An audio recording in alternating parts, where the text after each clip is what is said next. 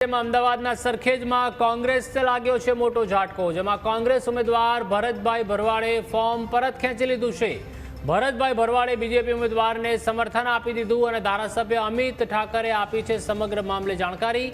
જેમાં ટિકિટ જાહેર થયા બાદથી વોર્ડમાં ચાલતો હતો આંતરિક વિખવાદ। અમિત ઠાકરે સફળતાપૂર્વક પાર પાડ્યું છે ડેમેજ કંટ્રોલ। ચૂંટણી પહેલા જ સરખેજ કોંગ્રેસમાં પણ મોટું ગાબડું પડ્યું છે। નરેન્દ્રભાઈ મોદીના વિકાસની એક તાકાત છે।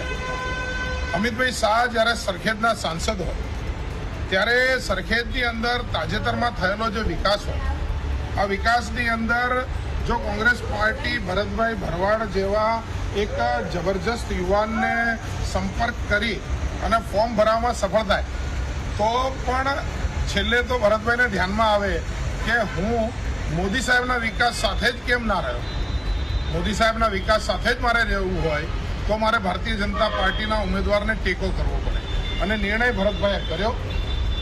હજી ફોર્મની ચકાસણીના થોડીક જ મિનિટ બાદ થઈ અને એમને લાગ્યું કે મારે મોદી સાહેબ સાથે, મારે અમિતભાઈ શાહ સાથે રહેવું છે અને એમણે ભાજપના ઉમેદવારોને ટેકો કર્યો, પોતાની ઉમેદવારી પાછી ખેંચી। હું ભરતભાઈને ખૂબ ખૂબ અભિનંદન આપું છું અને ભાજપના આ એક વિશાળ વિકાસશીલ પરિવારમાં એમનું સ્વાગત કરું છું।